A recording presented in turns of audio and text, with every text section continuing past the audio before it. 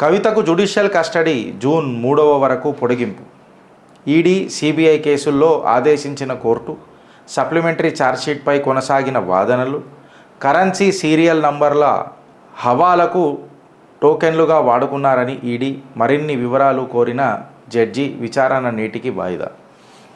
ఇక్కడ నిన్న ఏమైందనంటే ఫ్రెండ్స్, బ్రీఫ్గా చెప్పాలనంటే, మన రౌజ్ అవెన్యూ కోర్ట్ ఎక్సెట్రా వీళ్ళు ఏదైతే మాట్లాడతారో జ్యుడిషియల్ కస్టడీ నిన్నటికి ముగిసింది అని చెప్పి మాట్లాడితే కోర్టుకు పోయినరు. అఫ్కోర్స్ ఇప్పుడు ఆమె జ్యుడిషియల్ కస్టడీ ఏదైతే ఉందో జూన్ 3 వరకు పొడిగించారు.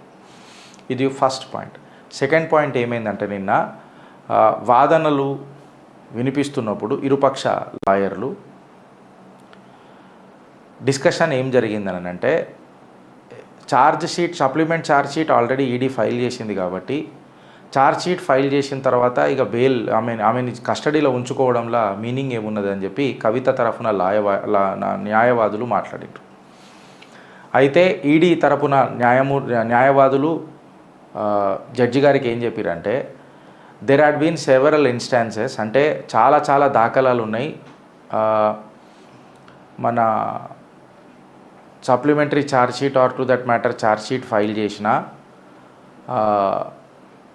కేస్ లాస్ ప్రొవైడ్ చేశారు. కేస్ లాస్ అని అంటే ఎట్లుంటుందంటే ఫ్రెండ్స్, ఒక respective court, whether it may be supreme court or high court, జనరల్గా ఒక హైకోర్టుది ఇంకో హైకోర్టుకి వర్తిస్తుందా లేదా చెప్పలేం, కానీ సుప్రీంకోర్టుది మాత్రం దేశానికి మొత్తం వర్తిస్తుంది అని అంటే, ఇట్లాంటి అంశాలు దేశం మొత్తంలో ఎక్కడైనా డిస్కస్ చేసినా దాని మీద ఏమన్నా న్యాయమూర్తులు తీర్పులు ఇచ్చినా అది ఇట్లాంటి సందర్భాలల్లో, ఇట్లాంటి టైప్ ఆఫ్ కేసులల్లో అట్లాంటి సేమ్ కాన్సెప్ట్ మనం ఎదుర్కొంటే ఈ కేసులా వర్తిస్తుంది అని చెప్పి సైటేషన్స్ మాట్లాడతారు, సుప్రీంకోర్టు సైటేషన్స్ అని.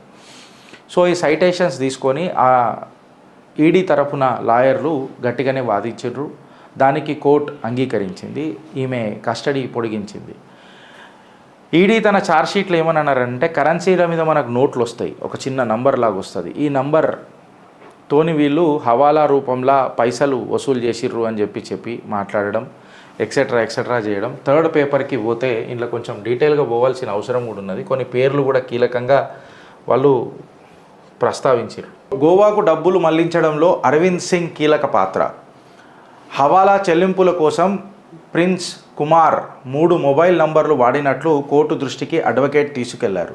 మరో నిందితుడు అరవింద్ సింగ్ గోవాకు డబ్బులు మళ్లించడంలో కీలకంగా వ్యవహరించాడని కోర్టు దృష్టికి తీసుకువచ్చారు. అయితే ఆ 3 ఫోన్ నంబర్లు ఎవరి? అయితే కోర్టు ఏమన్నదంటే ఫ్రెండ్స్, ఇప్పుడు ఈ Arvind Singh whatever it may B అయిన పేరు ఏదవుతుందో, ఈయన ఫోన్ నంబర్లు ఎవరి పేర్ల మీద ఉన్నాయని అన్నప్పుడు ఈడీ కొంచెం టైం అడిగింది. ఆ టైం అడిగినప్పుడు 15 నిమిషాల పాటు ఏదో టైం ఇచ్చిండ్రు. దాని తర్వాత వాదనలు కొనసాగినాయి అని చెప్పి ఈ కథనంలో మనకు క్లియర్ కట్గా చెప్తారు. ఎటకేలకైతే ఊరట మాత్రం కవితక్కకు కలగలే.